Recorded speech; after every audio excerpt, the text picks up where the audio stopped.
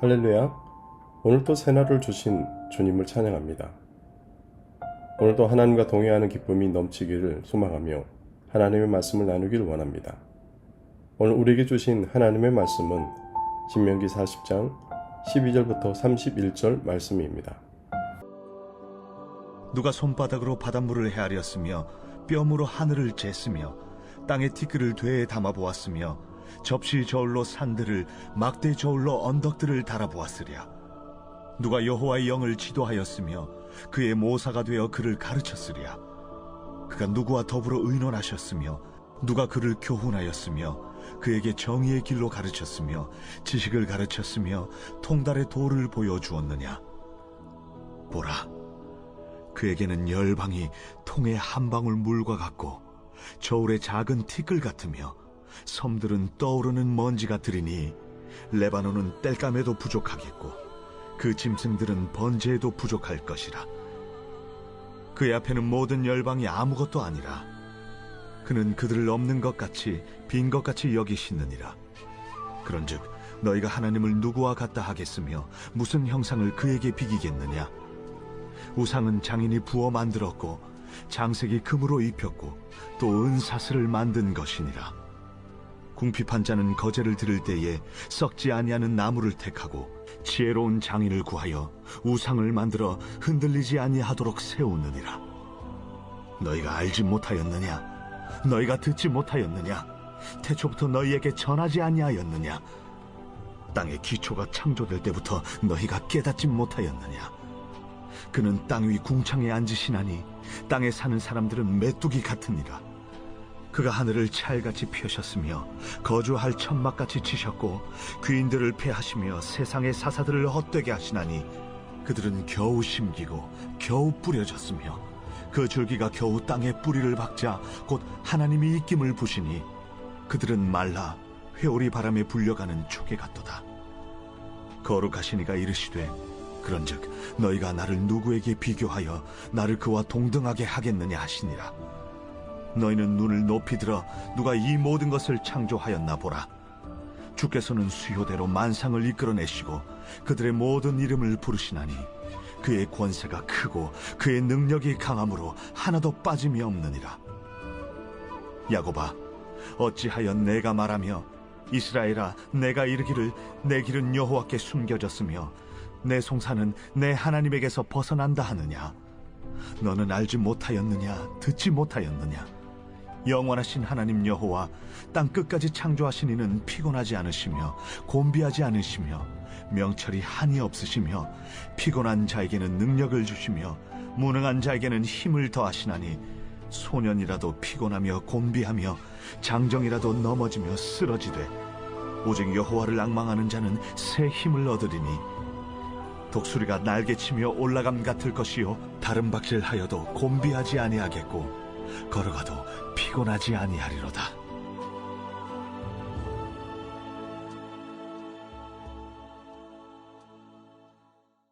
우리는 믿음의 지체들과 이야기할 때면 매일의 삶을 하나님의 은혜로 살아간다고 이야기할 때가 참 많습니다. 그러나 우리의 삶을 보면 그렇게 살지 못할 때가 더 많은 것 같습니다. 쉽게 말해 우리는 그런 삶을 알고 있습니다. 그러나 그러한 삶을 살아가지 못한다는 것입니다. 하지만 우리가 은혜와 사랑으로 살아간다면 분명히 세상과 구별된 모습을 보이게 될 것입니다. 그렇게 살기 위해 우리에게 필요한 신앙은 우리가 믿는 하나님에 대한 바른 믿음입니다. 우리가 믿는 대상이 우리의 상황이나 환경에 따라 변한다면 우리는 그것을 믿음이라고 말할 수 없습니다. 진심으로 하나님의 은혜로 사는 사람은 변하지 않습니다. 왜냐하면 하나님의 말씀은 불변하고 은혜도 사랑도 불변하기 때문입니다. 그렇게 하박국 선지자의 고백처럼 의인은 믿음으로 말미암아 산다고 고백할 수 있는 것입니다. 하박국 선지자가 이 고백을 하고 나서 노래하는 내용이 무화과 나무가 무성하지 못하며 포도나무에 열매가 없으며 감람나무에 소출이 없으며 밭에 식물이 없으며 우리의 양이 없으며 외양간에 소가 없을지라도 나는 여호와로 인하여 즐거워하며 나의 구원의 하나님으로 인하여 기뻐하리로다 라고 고백합니다. 만약에 우리의 삶이 그의 고백대로라면 철저히 망한 인생입니다. 그러나 그가 의인은 믿음으로 말미암아 산다고 고백할 수 있는 것은 그가 믿는 하나님이 누구인지 분명히 알고 있기 때문입니다. 우리의 인생은 아무리 자랑해도 풀이고 시드는 꽃입니다. 그러나 우리 하나님은 본문의 말씀처럼 바닷물을 손바닥으로 헤아려 볼 수 없고 하늘을 뺨으로 잴 수 없고 땅의 티끌을 되에 담아 볼 수 없으며 산을 저울에 달아 볼 수 없는 것처럼 우리 하나님도 이와 같다는 것입니다. 그 하나님이 우리를 사랑하시고 우리를 위한 놀라운 구원의 계획을 이루어 가십니다. 더 이상 무엇이 필요합니까? 기억하십시오. 우리를 구원하신 하나님의 계획과 뜻은 완전하십니다. 15절을 보면 보라 그에게 열방은 통의 한 방울 물과 같고 저울의 작은 티끌 같으며 섬들은 떠오르는 먼지 같으리니라고 했습니다. 또 17절에서 그의 앞에는 모든 열방이 아무것도 아니라 그는 그들을 없는 것 같이 빈 것 같이 여기시느니라 하였습니다. 이것은 창조주 하나님 앞에 우리의 인생이 얼마나 미미하고 보잘것없는 존재인지를 비유적으로 말씀하신 것입니다. 커다란 통에 한 방울의 물, 저울에 아무 영향도 미치지 못하는 작은 티끌, 바람에 날리는 먼지는 무시하고 없는 것으로 여겨도 됩니다. 그런데 우리가 두려워하는 열방이 하나님 앞에 그와 같다는 것입니다. 기억하십시오. 세상에 강하다고 평가하는 열방도 하나님 앞에 한 방울의 물과 같다면 나는 하나님 앞에 과연 어떤 존재입니까? 그 하나님 앞에 자기를 정직하게 돌아보는 지혜를 잃지 마십시오. 분명한 것은 우리가 하나님 앞에 정직히 설 때 교만한 자리를 피할 수 있습니다. 다음은 18절에서 21절 중심으로 생각해 보겠습니다. 여기서는 사람들이 신적 존재로 칭송하며 경배하는 우상과 하나님의 절대 주권을 대비하여 선언합니다. 우리는 하나님 앞에 티끌과 같은 존재입니다. 그럼에도 자신을 바로 보기보다 조금만 힘이 들면 하나님을 원망하고 때로는 외면하며 우상을 붙들기 일쑤입니다.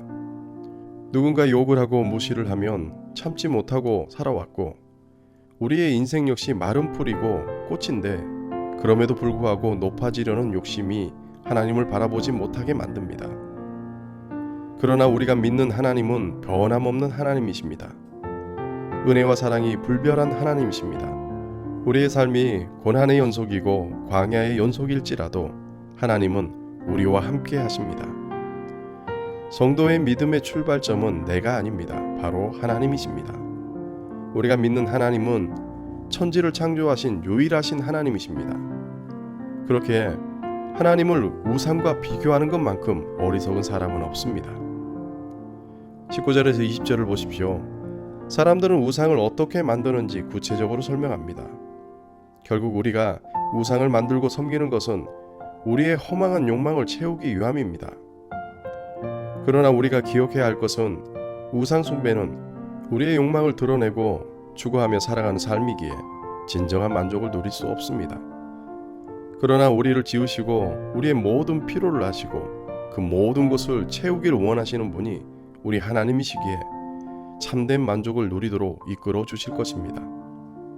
21절은 너희가 알지 못하느냐 너희가 듣지 못하였느냐 태초부터 너희에게 전하지 아니하였느냐 땅의 기초가 창조될 때부터 너희가 깨닫지 못하였느냐 하나님을 믿는 믿음의 사람들에게 질문을 던집니다.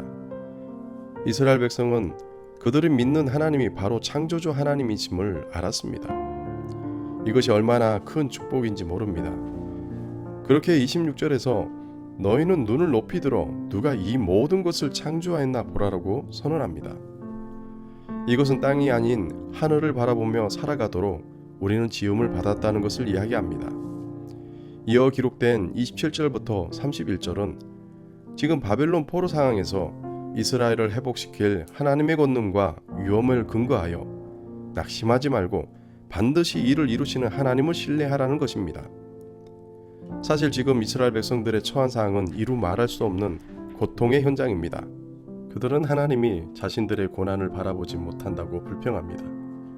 그러나 우리 하나님은 그들의 고통을 다 아시는 전능하신 분이십니다. 그렇게 우리가 하나님의 능력을 신실하게 믿는다면 그 무엇에도 낙심할 수 없습니다. 피곤한 자에게 능력을 주실 뿐 아니라 무능한 자에게 힘을 주시는 분이십니다. 그가 소년이든 장정이든 육체에 한계가 있어 넘어질 수 있지만 오직 여호와를 앙망하는 자는 새 힘을 얻게 됩니다. 그렇기에 하나님께 소망을 두는 자는 새 힘을 얻게 되고 다시 회복을 경험하게 됩니다. 마치 독수리가 힘차게 하늘을 올라가는 것 같이 하나님이 주신 힘으로 우리에게 주어진 고난을 극복하게 됩니다. 하나님이 우리에게 베푸시는 힘이 있기에 우리는 우리가 가야 할 길을 갈 수 있는 것입니다. 기억하십시오. 형통은 하나님 안에 있습니다. 그렇게 나의 삶이 호락호락하지 않고 온갖 역경과 슬픔과 고난이 우리를 낙심시키게 만들어도 그것 때문에 우리의 마음이 상하고 죄악의 길목에 서 있게 된다면 오직 만군의 주 여호와 하나님만 소망하십시오. 우리 하나님이 새 힘을 부어 주실 줄로 믿습니다. 그러니 하나님만 앙망하십시오. 하나님이 우리에게 허락하신 이 하루도 우리 하나님이 부어주시는 힘과 능력으로 창조주 하나님만 의지하며 하나님만 앙망하며 살아가는 은혜가 있길 주의 이름으로 축원합니다. 함께 기도하시겠습니다. 우리를 사랑하시고 우리의 창조주 되신 아버지 하나님, 오늘은 우리가 믿는 하나님이 어떤 하나님이신지를 다시 한번 깊이 있게 묵상해 봅니다. 우리 하나님은 그 누구와도 비교할 수 없는 하나님이시고 아무리 열방의 권세를 가진다 해도 하나님 앞에 티끌과 같은 존재임을 깨닫게 됩니다. 그렇게 티끌보다 못한 저희들에게 은혜를 더하여 주시옵소서. 만군의 여호와 하나님을 신뢰하고 매일 하나님이 주시는 힘으로 살아갈 수 있도록 은혜를 더하여 주시옵소서. 삶의 고난과 낙심이 찾아올지라도 우리는 성도이기에 불평과 염려보다 하나님과 동행하는 삶을 소망하며 살게 하여 주시옵소서.